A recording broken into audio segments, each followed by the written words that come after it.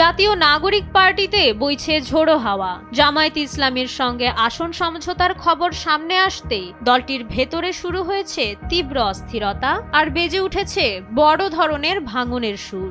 ইতোমধ্যে নারী নেত্রী সহ শীর্ষস্থানীয় অনেক নেতার পদত্যাগের ঘটনা ঘটেছে এবং মূল ঘোষণা আসার সাথে আগামী কয়েক ঘন্টায় বড় ধরনের গণপদত্যাগের ঘটনাও ঘটতে পারে বলে ধারণা করা হচ্ছে। সবচেয়ে বড় ধাক্কা এসেছে দলের ভেতর থেকেই।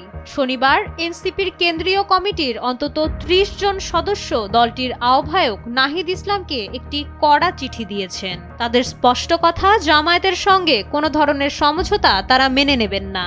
এই প্রতিবাদের জের ধরেই ইতোমধ্যে পদত্যাগ করেছেন দলের অন্যতম পরিচিত মুখ ও যুগ্ম সদস্য সচিব ডক্টর তাসনিম জারা।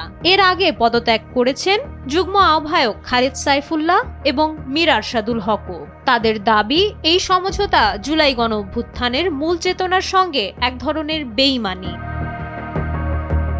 ভেতরে এত তোলপাড় চললেও শীর্ষ পর্যায়ে আলোচনা থেমে নেই। এনসিপি প্রথমে 50টি আসন দাবি করলেও জামায়াত তাদের 30টির মতো আসন দিতে চাইছে। 29 ডিসেম্বরের মধ্যেই এই আসন ভাগাভাগির চূড়ান্ত ঘোষণা আসার কথা রয়েছে।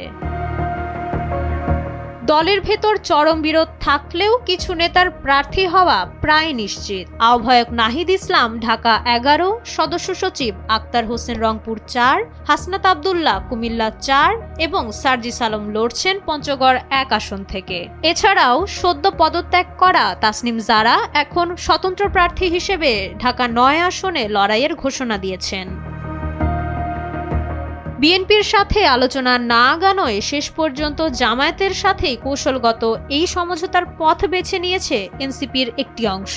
তবে তারা বারবার জোর দিয়ে বলছে, অন্য কোনো দলের প্রতীকে নয়, তাদের প্রার্থীরা লড়বেন নিজেদের প্রতীক শাপলাকলি নিয়েই। একদিকে আদর্শের লড়াই, অন্যদিকে ক্ষমতার সমীকরণ। এনসিপি এখন আক্ষরিক অর্থেই 2 ভাগে বিভক্ত। 29 ডিসেম্বরের মধ্যে এই জট না খুললে দলটিতে আরও বড় ধরনের ভাঙন দেখা দিতে পারে, এমনটাই মনে করছেন বিশ্লেষকরা। মাইশা মালিহা, সময়ের আলো।